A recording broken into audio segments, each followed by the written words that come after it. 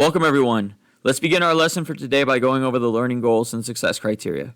First, what are we learning? We're learning how to select the most efficient method of finding a solution to a system of linear equations, how to find the slope and y-intercept of a function from an equation, how to graph linear functions using slope and y-intercept, how to graph multiple linear functions on the same plane and find the point of intersection, how to solve systems of equations algebraically using the elimination method, and how to solve systems of equations algebraically using the substitution method. How are we learning it? Through the Systems of Linear Equations Part 2 notes and the Systems of Linear Equations Part 2 assignment. When can we use this information? To find economic solutions to financial problems such as income versus expenses and supply versus demand, as well as to determine the best way to complete a task when there are multiple ways to complete the task, such as putting up a new fence in the backyard. How do you know you learned it? By getting a score of 4 on the Systems of Linear Equations Part 2 assignment. Now let's take a look at our agenda for today. We will begin by going over the learning goals and success criteria. While we do that, you'll fill out your Get It Started. Once you've completed your Get It Started, we'll go over it together and answer any questions that you may have. After that, we'll go over the Systems of Linear Equations Part 2 notes, and then I'll give you time to complete the Systems of Linear Equations Part 2 assignment on IXL. Once you've completed the assignment, we'll go over it together and answer any questions that you may have. At the end of class, we'll go back over our learning goals and success criteria while you fill out your Before You Go. Your only homework for tonight is to work on the Systems of Linear Equations study guide and any incomplete assignments that you may have. Let's take a look now at the Systems of Linear Equations Part 2 notes. The notes begin with the learning goals and success criteria. Now let's talk about slope. What is slope? Slope is a rate of change involving x values and y values. Slope is known as for being the change in the dependent variable over the change in the independent variable. Now, what does that really mean? That really means that slope is the change in the y values over the change in the x values. So it's always y over x. And the next part you need to know is the y-intercept. The y-intercept is the point where the linear function crosses the y-axis. So we have a line here, and we can see that the y-axis goes here. So where do they intersect? Well, they intersect right there. That is what we call the y-intercept. So in this case, our y-intercept would be 2. Slope-intercept form. Slope-intercept form is written as y equals mx plus b. And what does that mean? M is the slope, and b is the y-intercept. Y and x are my variables that stay variables so that I can plug numbers in and see what they come out to be. So m is the slope and b is the y-intercept. Now, how can I remember that? The easiest way I remember this is m represents the slope because it's a slippery slope to get hung up on your x. So think about it in terms of relationships. People that are involved in relationships and they break up, there's usually that one person in that relationship that's always hanging on to the relationship that's already dead. That's the slope. That's M. It's a slippery slope to get hung up on your ex. They are not together anymore. But the M is always trying to hang on. Notice how close they are.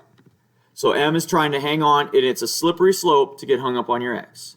Now B, on the other hand, is alone. Not attached to anybody. B is lonely. And lonely people ask the questions, why am I alone? Why does no one want me? Why does no one think I'm cute? That's B. B is always asking the why questions. Those are the y-intercept questions. So that's the way I remember it. It's a slippery slope to get hung up on your ex. And why am I alone? So that's the way I remember slope and y-intercept. Now, let's go ahead and pick out the slope and y-intercept from an equation. So we're given an equation, y equals 2x plus 4. And we want to know what is the slope of that line. Well, we know that the slope is the one that's attached to its x, right? So it's a slippery slope to get hung up on your x. So the one that's attached to the x in this case is 2. So the slope is 2. The y-intercept is the lonely one. Why am I alone? Well, the lonely one is 4. So my y-intercept is 4. So that's how I pick out the slope and y-intercept given an equation. Let's look at another example. We have y equals negative 3 halves x minus 3. Well, same thing. It's a slippery slope to get hung up on your x. So the slope is the one that's attached to the x, which is -3/2. So that's my slope. And my y-intercept is the lonely one. Well, the lonely one in this case is -3. So b is -3. So that's how I find the slope and y-intercept from an equation. Now, how do I graph a linear function? Well, first thing I need to do is pick out my slope and my y-intercept. Well, in this case, my slope is -1/2 because that's attached to the x. Now, my y-intercept, notice there's nothing here. There's no lonely people. So how do I say none in math terms? Well, that's 0. So my y-intercept is 0.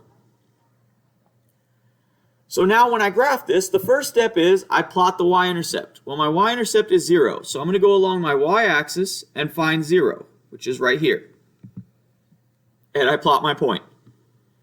The next step is I'm going to use the slope to plot my second point. Remember, this is change in y over change in x, or you might have heard it in the past as rise over run. We're going to talk about it as change in y over change in x. So my change in y is -1. So I go down 1. And my change in x is 2, so I'm going to go to the right, 1, 2, and plot my point. So now I have my first 2 points. The next step is just to connect the dots and draw a line between them. So I'm going to connect the dots. And now I have a linear function that is graphed that goes through 0 and has a slope of -1/2. There's a video here also that shows you how to graph linear functions in Desmos. So you can go ahead and watch that. Let's talk now about how to check our work with linear equations using Desmos. So what we're going to do is we're going to go to desmos.com, just like this, and we're going to click on the link that says Graphing Calculator. And over here on the left side, we can enter the equation of any linear equation and it will graph it for us. So let's try y equals 2x minus 4. Well, as we can see, it graphs it for us. We can check that against whatever we did on our assignment now. And you can do it this way. Let's say we had an equation, though, that wasn't in slope-intercept form. We can still graph that on here and check our work. So let's say it was 4x minus 2y is equal to 8. And we can see that that's actually the same as this one. But we can look at this and check our work this way as well. It still graphed the equation in slope-intercept form, even though the equation we put in is not in slope-intercept form. So this is one way that you can check your work using Desmos to find linear equations. Now, how do we determine the correct method? So first of all, we need to discuss what methods we have to solve systems of equations. So the first one is graphing. Now, graphing works best if the functions are already in slope-intercept form. We don't like putting things into slope-intercept form. So if they're not in slope-intercept form, then let's use a different technique. But if they are in slope-intercept form, graphing is a great way to go. So this is usually best when both functions are already in slope-intercept form. And that looks like y equals mx plus b. Substitution is our second method. Substitution usually works best if one of the variables is already isolated. So we have y equals something or x equals something. So if one of those is isolated already, then we can just take that value and just plug it in. So substitution usually works best if one of the variables is already isolated. For instance, x equals my plus b. And lastly, we have elimination. Elimination usually works best if the equations are written in standard form, meaning the x and y's are on the same side. And that looks something like this. mx plus ny is equal to b. So this is how we can determine which method is the best version of what we need to do. Now let's take a look at how we can graph systems of linear equations. So all this really means is we're going to graph both of these lines at the same time. So on the first one, we'll go ahead and graph this. So we're going to plot our y-intercept, which is -2. So we're going to go down 2 and plot our point. And the slope is 1/3. So we're going to go up 1 to the right 3, plot our point, and connect the dots. So just like we did earlier, that's the same thing we're going to do now. Now, we're just going to plot the second line on the same graph. So my y-intercept for this one is 3. So I'm going to go up 3 and plot my point. And my slope is negative 1/2. So I'm going to go down 1 to the right 2. Connect the dots. And notice now I have a point where they intersect, which is right there. That is considered the solution to the system of equations. Now let's talk about how we can solve these systems using substitution. So we have two equations here, y equals 2x minus 3, and x plus y is equal to 6. So the first thing we're going to do is isolate one of the variables, which means we're going to get one of the variables by itself on one side of the equal sign. Well, the nice thing is we already have that right here. We have y isolated. So we know that y is the same thing as 2x minus 3. So what I'm going to do is I'm going to plug in the value on the other side for y into the other equation. So I have x plus y is equal to 6, but y is really equal to 2x minus 3. So I'm going to plug that in. So now it says x plus 2y minus 3 is equal to 6. Now I can solve for x. So I combine like terms. I get x plus 2x is 3x. So I have 3x minus 3 is equal to 6. Then I'm going to add 3 to both sides. And I get 3x is equal to 6 plus 3 is 9. Now I can divide both sides by 3 to get x by itself. And I get x equals 9 divided by 3 is 3. So there's my x. So that's the x coordinate of where they cross. Now I need to find the y coordinate. So I'm going to plug it into one of the equations. It doesn't matter which one. I'll use this one, x plus y equals 6. But x is really 3, so I'm going to plug in 3 for x and then solve for y. So I'm going to subtract 3 from both sides, and I get y is equal to 6 minus 3 is 3. So when x is 3, y is 3, and that's the solution for both of the equations. Now what happens if the variable is not already isolated? So that's our goal, is to get one of the variables isolated. Now if they're not isolated, we can go ahead and take one of the equations and move everything away from one of the variables, and that will isolate it. So in this case, I'm going to take the equation y minus 2x is equal to negative 3, and I'm going to isolate y. So in order to do that, I'm going to add 2x to both sides, and I end up with y equals 2x minus 3. Now it's isolated. Now I can go ahead and plug it into the other equation. So I have x plus y equals 6. But y is really equal to 2x minus 3, so I'm going to plug that in for y. So now it says x plus 2x minus 3 is equal to 6. Now I can go ahead and solve. So I'm going to combine like terms. So x plus 2x is 3x. So I get 3x minus 3 is equal to 6. I'm going to add 3 to both sides to get rid of this. So I get 3x is equal to 6 plus 3 is 9. Now I'm going to divide both sides by 3 to get rid of this 3. And I get 9 divided by 3 is 3. So x equals 3. Then I plug it into the other equation and solve. So I'm going to pick either equation, doesn't matter which one. I'll pick this one. And I'm going to plug 3 in for x. So I get 3 plus y is equal to 6. Subtract 3 from both sides to get y by itself. And I get 6 minus 3 is 3. So x is 3 and y is 3. Now let's talk about how we can solve this without having to graph. So if we're given something like this, 3x minus 2y is equal to 24 and 3x plus 2y is equal to 12, we're going to go ahead and solve this using what we call elimination. So here are the steps. First step is we're going to check for opposite x values or y values. Now opposites mean they have the same integer but with opposite signs.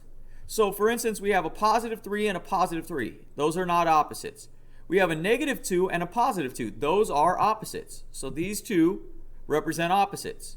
So if we have opposite x or y values, we're going to go ahead and add the equations together. So we're going to add the entire equation. So we'll add these up. So we add 3x plus 3x and we get 6x.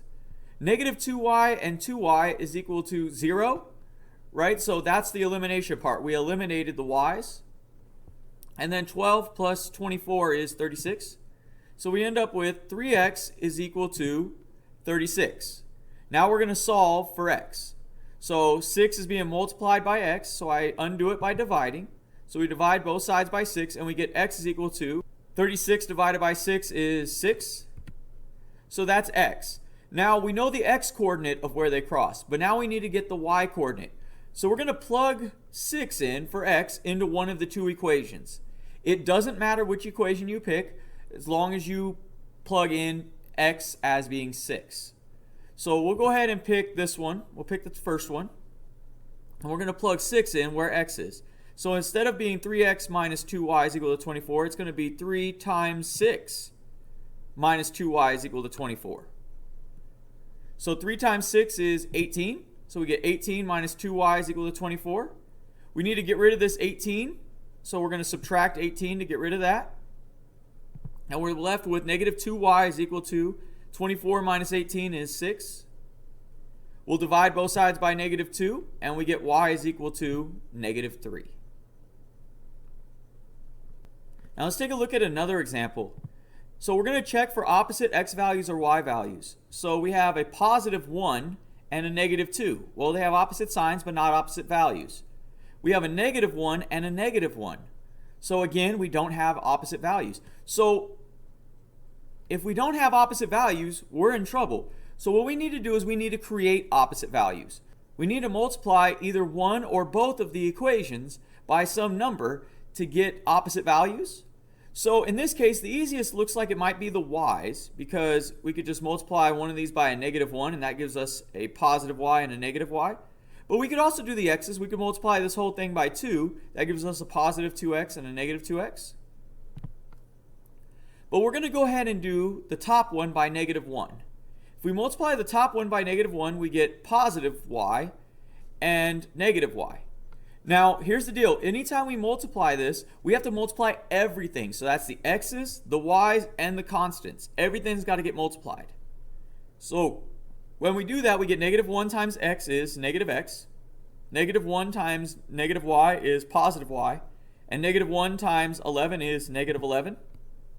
So what we're left with now is negative x plus y is equal to negative 11. And the bottom one didn't change. So now, notice we have opposite x and y values. So now we just follow the steps we did previously. So then we're going to add the equations together. And we get negative x and negative 2x is negative 3x. These cancel out. And we get negative 11 plus negative 19 is negative 30. So we have negative 3x is equal to negative 30. Now we just solve. So we divide both sides by negative 3. And we get x is equal to negative 30 divided by negative 3 is positive 10. So there's our x value.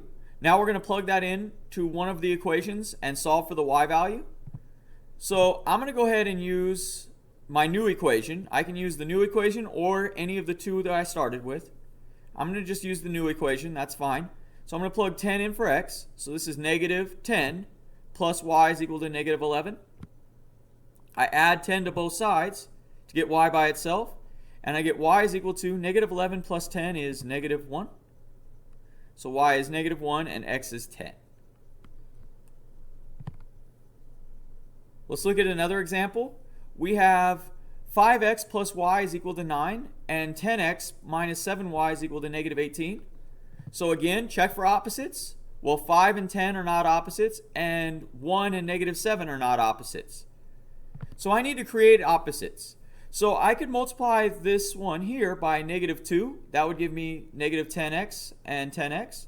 Or I could multiply it by 7, and that would give me 7y and negative 7y. I usually want to multiply by the smaller number because it keeps everything a little easier to manage. But it doesn't matter either way. This time I'm going to multiply by negative 2. So I get negative 2 times 5x is negative 10x. Negative 2 times y is negative 2y. And negative 2 times 9 is negative 18. So now I have negative 10x minus 2y is equal to negative 18. And the bottom one just drops down. So I have 10x minus 7y is equal to negative 18. And now I have opposite x values. So I can go ahead and add the equations. These will cancel out. I'm left with negative 2y plus negative 7y is negative 9y. And negative 18 plus negative 18 is negative 36. So now I just need to solve for the variable. So I'm going to divide both sides by negative 9. And I get y is equal to negative 36 divided by negative 9 is positive 4. So that's my y value. Now I need to plug it into one of the equations to solve for the x value. So I'll use 5x plus y is equal to 9. and I'm going to plug 4 in for y. So now this says 5x plus 4 is equal to 9. Well, now I need to solve for x, so I'm going to subtract 4 from both sides, and I get 5x is equal to 9 minus 4 is 5. Divide both sides by 5, and I get x is equal to 1. Now let's take a look at another example. This time, though, we're going to notice something's a little different than the last one. So it says 5x plus 4y is equal to negative 30, and 3x minus 9y is equal to negative 18. So we begin, like always, by checking for opposite x values or y values. So 5 and 3 are not opposites, and 4 and 9 are not opposites. So we're going to have to create opposite x or y values by multiplying. Now on all the previous ones, one of the coefficients was a factor of one of the other coefficients. So we were able to just multiply one of the equations. Now what we should notice though is I can't multiply 3 by anything to get 5. And I can't multiply 4 by anything to get 9. So I'm actually going to have to multiply both of the equations now. So I can pick either the x values or y values. Now the y values are going to get really large if I start multiplying by 9. So I'm going to use my x values. And I'm going to multiply the top one by negative 3. That'll give me negative 15. And the bottom one by 5, which gives me positive 15. So now we have a negative 15x and a positive 15x. And then we're going to multiply that times everything here. So negative 3 times 5x, and negative 3 times 4y, and negative 3 times negative 30. And then I'm going to do the same thing on the bottom. So 5 times 3x, and 5 times negative 9y, and 5 times negative 18. And when I do that, I end up with negative 15x minus 12y is equal to 90, and 15x minus 45y is equal to negative 90. Now notice I have opposites, so now I can go ahead and add the equations. My x's will drop out. I end up with negative 12y plus negative 45y is negative 57y. And then I have 90 and negative 90, which is 0. So I'm left with negative 57y is equal to 0. I divide both sides by negative 57 to solve for the variable, and I get y is equal to 0. Now I'm just going to plug that back into one of the equations and solve for x. So it doesn't matter, I can use any of the 4 equations now that I created. So I'm just going to use this one. So I have 3x minus 9y is equal to negative 18, but y is equal to 0. So I plug that in. Now I have 3x minus 9 times 0, which is just 0, is equal to negative 18. So this just drops out. I'm left with 3x is equal to negative 18. Divide both sides by 3, and I get x is equal to negative 18 divided by 3 is negative 6. Let's look at another example. We have 3x minus 2y is equal to 2, and 5x minus 5y is equal to 10. So again, I'm going to check for opposite x or y values. 3 and 5 are not opposites, and negative 2 and negative 5 are not opposites. So I need to create opposite values. Again, I can pick the x's or the y's, it doesn't matter. I'm going to go ahead and choose my x values. So I'm going to multiply this one by negative 5, and this one here by 3. So that gives me negative 15x and positive 15x. Now I can just go ahead and multiply. When I multiply this out, I end up with negative 15x plus 10y is equal to negative 10. And when I multiply this one out, I end up with 15x minus 15y is equal to 30. Now I have opposites, so I can just go ahead and add them. The x's cancel out, and I'm left with 10y plus negative 15y, which is negative 5y. And negative 10 plus 30 is 20. So I'm left with negative 5y is equal to 20. I'm going to solve, divide both sides by negative 5, and I get y is equal to 20 divided by negative 5 is negative 4. Then I'm going to plug that into one of the equations and solve for x. So I'll pick 3x minus 2y is equal to 2. I'm going to plug negative 4 in for y. Then we'll combine these, so we have negative 2 times negative 4 is positive 8. So we get 3x plus 8 is equal to 2. Subtract 8 from both sides. And we're left with 3x is equal to 2 minus 8 is negative 6. Divide both sides by 3, and we get x is equal to negative 6 divided by 3 is negative 2.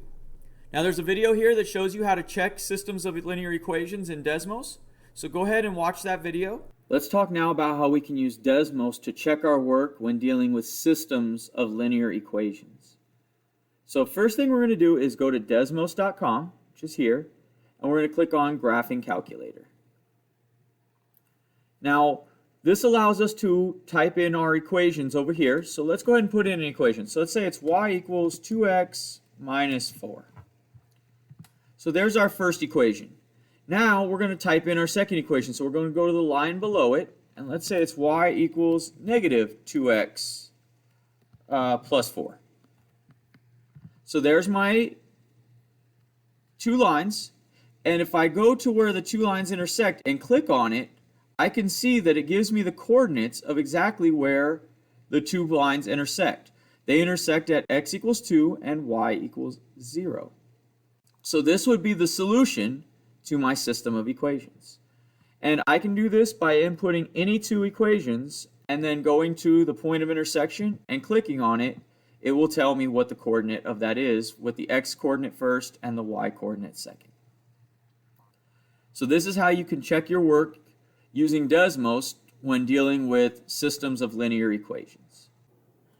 Let's talk now about how to access your assignments on IXL using SBLink. So what you'll do is you'll click on the link that takes you to your SBLink, which should look like this, and you're going to log in the same way you would log into your computer. So the first part for your username is going to be the first part of your email address without the @sbcusd.ca.us. So it should be your last name, first initial, middle initial, and then the last four of your student ID. Then for your password, it's the same password you use to log into your Chromebook. From there, you'll go ahead and click Sign In.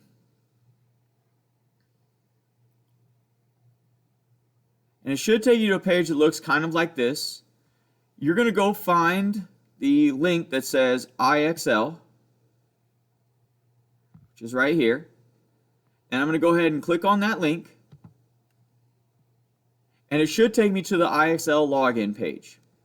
So it should look like this. At the top right corner, it should say welcome and then your name. If it does not say your name, then you're not logged in and you won't receive credit for your work. As long as this is good, you can go ahead and close that tab out. And then you can go to your Google Classroom, and then you'll go and find the activity, which is here. And I'm going to click on the IXL link right here. And this will take me to the assignment that I need to complete. So that's how you log into your assignments on IXL using SBLink. Let's take a look now at the Systems of Linear Equations Part 2 assignment. The assignment begins with the learning goals and success criteria. If you scroll down, there's a link here to take you to SBLink. This will allow you to log in so that you can access your IXL activity. Go ahead and click on that link and then log into IXL. Once you've logged in, go ahead and return to this page and click on this link to access your IXL activity. And it should take you to a page that looks like this. Now for this one, it says x equals negative 3 and negative 8x minus 5y is equal to 9. Well, we already know what x is. X is negative 3. So we're going to go ahead and put that in. Now, we get to decide which method is going to be the easiest. Well, we already know what x is, so let's just plug it in. So we'll use substitution. So we get negative 8 times negative 3 minus 5y is equal to 9. And then we'll just solve that. And when we do that, we end up with y equals 3. So we go ahead and hit submit. It tells us we got it right and sends us on to the next one. Now, this one says minus 4x minus 4y is equal to negative 8, and 2x plus y is equal to negative 5. So we have two options here. Either one would work. We could subtract 2x from both sides to get y by itself and then use substitution. Or we can multiply this one by 2, and that would give us opposite coefficients here, and then use elimination. So either one would work. Either one of them would work. We'll go ahead and multiply this. So we get negative 4x minus 4y is equal to negative 8, and then we get 4x plus 2y is equal to negative 10. Well, that cancels out my x's. And now I'm left with negative 4 plus 2y is negative 2y is equal to negative 18. So when I divide both sides by negative 2, I get positive 9. So y is 9. And then I just plug 9 into one of these equations. So we'll plug it into the bottom one. So 2x plus 9 is equal to negative 5. Well, we subtract 9 from both sides, and we get negative 14. So 2x is equal to negative 14. Divide both sides by 2, and we get x is equal to negative 7. Then we go ahead and hit submit. It tells us we got it right. My SMART score continues to go up. And you'll continue to answer these questions until you get a SMART score of 80. Once you get a SMART score of 80, you'll go ahead and return to your Google form and click Next. This will take you to your Before You Go. Go ahead and fill out your Before You Go and then submit your work on Google Classroom.